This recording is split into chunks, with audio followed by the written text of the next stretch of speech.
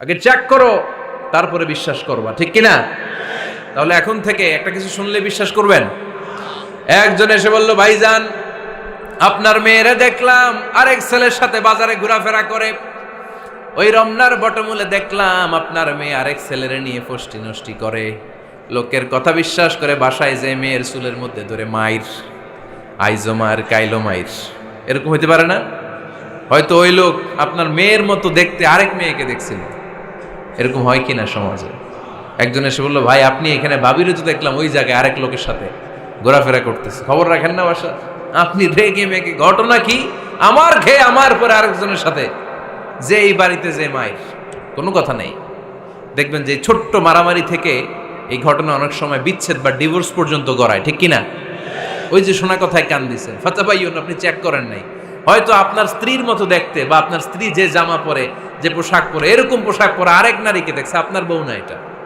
আপনার মেয়ের ব্যাপারে যে তথ্য দিয়েছে এটা সঠিক নয়, সে আপনার মেয়ের মতো আরেকটা মেয়েকে দেখেছে, এসে আপনার কাছে বলে দিছে, আপনি বিশ্বাস করছেন। ভেজাল আছে না নাই? এই ভেজালগুলোকে থামানোর জন্য কোরআনে এই বিধানগুলো নাজিল করেছে কে? তাহলে ফরিদপুরের ভাইয়েরা, সমাজটারে সুন্দর রাখার তথ্য একটা শুনলেই বিশ্বাস করবেন না। সিলে কান নিয়ে গেছে শুনলেই সিলের পিছনে দৌড়, নাকি? কি করবেন?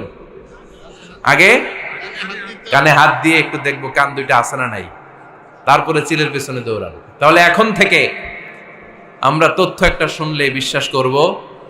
তাহলে কি করবেন? বলতে হবে কি করবেন? যাচাই বাছাই, জাস্টিফিকেশন অফ দ্য নিউজ। কোন নিউজ জাস্টিফিকেশন ছাড়া আমরা প্রচার করব, বিশ্বাস করব, শেয়ার করব না।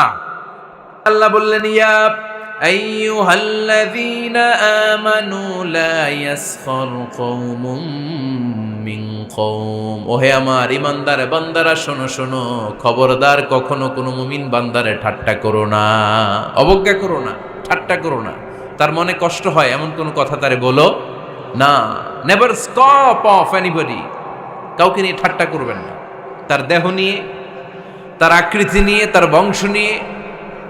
এক লোকের বাবা ছিল চোর, কিন্তু তার ছেলে অনেক ভালো। আপনি কি তারা বলতে পারবেন তুই চোরের ঘরের চোর? বলতে পারবেন? চুরি করছে বাবা, ওর কি দোষ? কথা বলেন। এগুলো কবিরা গুনাহ। আওয়াজ করে বলেন তো, কি গুনাহ?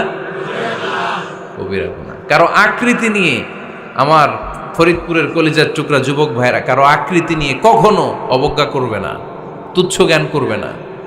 এটা কবিরা গুনাহ, এটা আল্লাহ খুব অপছন্দ করেন। এর কারণ আকৃতিটা আমাদের হাতে নাই।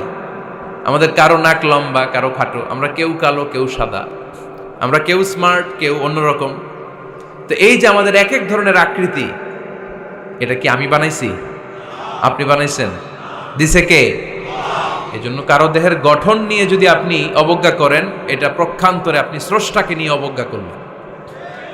কারো দেহের আকৃতি নিয়ে যদি আপনি তুচ্ছ করেন, তাকে তুচ্ছ করেননি, আমার রবকে আপনি তুচ্ছ করেছেন। চিল্লায় বলেন ঠিক কিনা? খবরদার, তুই কালু, তুই লম্বু, তুই মোটু, তুই কানা, তুই রোহিঙ্গা, আছে না নাই? ইদানিং ইদানিং এটা খুব চলে। এই রোহিঙ্গা নামটা আছে না? ফরিদপুরে এগুলো ঢুকে নাই না?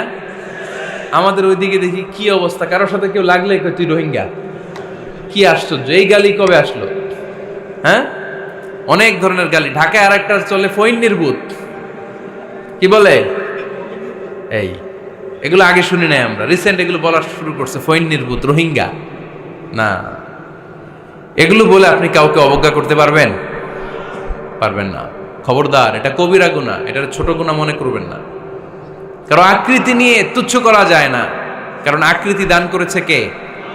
হুয়াল্লাযী ইউসাউইরুকুম ফিল আরহামি কাইফা ইয়াশা, লা ইলাহা ইল্লা হুয়াল আজিজুল হাকীম। তিনি এমন সত্তা, যিনি তোমাদের চেহারার অবয়ব দিয়েছেন, তোমাদের আকৃতি দান করেছেন তখন যখন তোমরা মায়ের পেটের ভেতরে ছোট্ট জোকের মতো ছিলা।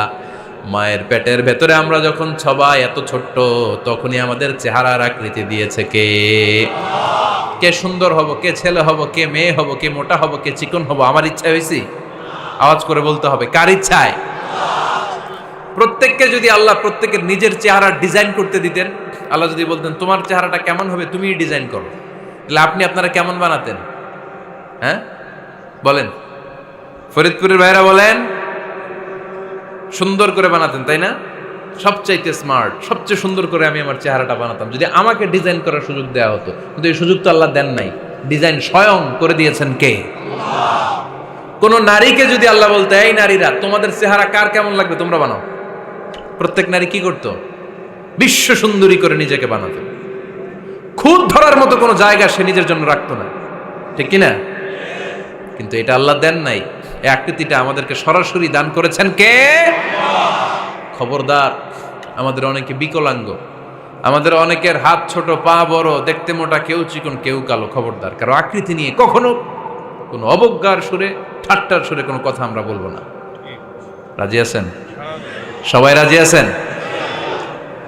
আল্লাহ রাসূল সাল্লাল্লাহু আলাইহি ওয়াসাল্লামের এক সাহাবী ছিল, নাম ইবনে মাসউদ রাদিয়াল্লাহু তাআলা আনহু। ওনার পায়ের নলা ছিল খুব চিকন, অস্বাভাবিক চিকন, স্বাভাবিক না। তো উনিও এটা ঢেকে রাখতেন, দেখাতেন না কাউকে। একদিন উনি খেজুর পাড়ার জন্য খেজুর গাছে উঠলেন। খেজুর গাছে ওঠার পরে নিচ থেকে সাহাবারা পায়ের চিকন নলা দেখে ফেলছে। দেখে সবাই হাসি, সবাই হেসে কুটি কুটি। বিশ্বনবী বললেন, হেসো না, খবরদার, আমার ইবনে মাসুদের পায়ের চিকন নলা দেখে হেসো না। আমার ইবনে মাসুদের এই পায়ের চিকন নলা যদি মিজানের পাল্লায় উঠিয়ে দেয়া হয়, কিয়ামতের দিন উহুদ পাহাড়ের চেয়েও ভারী হয়ে যাবে। খবরদার, আমার ইবনে মাসুদকে আমার আল্লাহ অনেক পছন্দ করে, তার পা চিকন দেখে তাকে তুচ্ছ করো না। আল্লাহর হাবিব সাল্লাল্লাহু আলাইহি ইসলামের 11 জন স্ত্রীর মধ্য থেকে একজন স্ত্রী ছিলেন একজন স্থূল আকৃতির, অবিসিটি ছিল, একটু মোটা।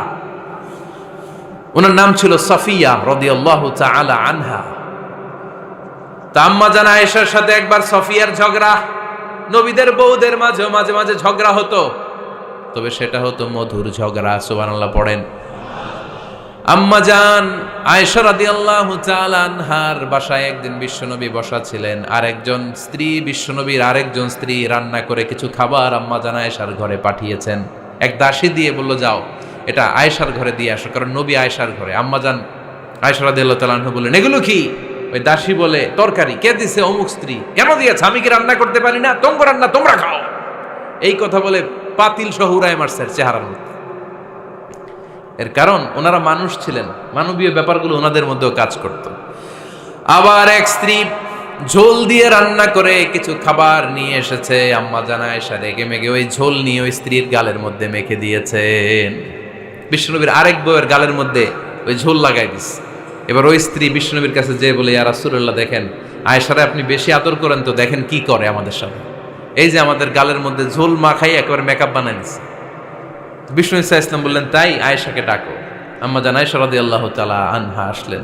আল্লাহ রাসূল সাল্লাল্লাহু আলাইহি ওয়াসাল্লাম বললেন, তুমি কি আমার এই স্ত্রীর সাথে এমন আচরণ করেছো? আম্মা জান আয়েশা বললেন, করেছি। কেন? আম্মা জান আয়েশা বললেন, তখন মেজাজটা গরম ছিল, এখন বুঝতে পারতেছে আসলে এই কাজটা করা ঠিক হয় নাই।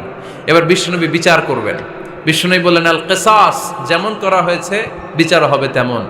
তোমার গালে যেমনি ঝোল লাগাই দিছে, তুমি একটু ঝোল নিয়ে আয়েশার গালে লাগাই দাও। সুবহানাল্লাহ পড়বেন না? ওই স্ত্রীও কিছু ঝোল নিয়ে আম্মা জান আয়েশার গালে লাগাই দিল। এখন দুইজনে হাসতেছে, বিশ্বনবীও হাসলেন, আরশের উপর থেকে খুশি হয়ে গেলেন কে?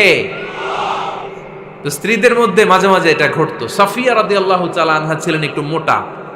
আম্মা জান আয়েশা বললেন, ইয়া রাসূলুল্লাহ, দেখেন আপনার মুটি বউ, আপনার মুটকি বউ, এই মুটি বউ বলে একদিন একটা গালির মতো দিয়ে ফেলছে।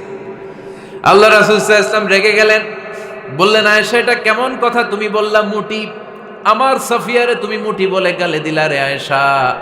ইয়া আয়েশা লাকাদ কুলতি লা কালিমা লাউ মুজিজাত বিমাইল বাহরি লামাজাজাতহু। এমন একটা মন্তব্য তুমি সাফিয়ার ব্যাপারে করে ফেলেছো রে আয়েশা, এই কথাটা যদি সাগরের নীল পানির মধ্যে ছেড়ে দেয়া হয়, এই কথার পঙ্কিলতার কারণে, এই কথার কর্দমাক্ততার কারণে, এই কথার পঙ্কিলতার কারণে সাগরের সব পানিগুলো মুহূর্তের মধ্যে কালো হয়ে যাবে। এই কথাটা সাগরে ফেলে দিলে সাগরের নীল পানি পুরোটা কালো হয়ে যাবে। আয়েশা, খবরদার, কাউকে তুচ্ছ করে অবজ্ঞা করে কখনো কিছু বলা যাবে না। এই জিহ্বাটা এটা ভয়ঙ্কর একটা অঙ্গ। বেশিরভাগ পাপ এই জিহ্বা দিয়ে হয়। কি দিয়ে হয়? এজন্য সাহাবারা জিহ্বা ধরে মাঝে মাঝে জিহ্বার মধ্যে ব্যাত মারতেন। আর বলতেন জিহ্বা তোর জন্য আমি আটকে যাব কিয়ামতের দিন। আমলিক আলাইকা লিসানাক, নিজের জিহ্বার মালিক নিজে হন। আপনার জিহ্বার মালিক যেন শয়তান না হয়ে যায়। জিহ্বা আপনার, শয়তানের ভাষায় আপনি কথা বলেন কেন? খবরদার, প্রতিটা কমেন্ট, প্রতিটা কথা, প্রতিটা মন্তব্য, এগুলোর ব্যাপারে কিয়ামতের দিন পাই টু পাই করে আপনার কাছে আল্লাহর সুপ্রিম কোর্টের কাঠগড়ায় দাঁড় করিয়ে আপনারা জিজ্ঞেস করবে কে?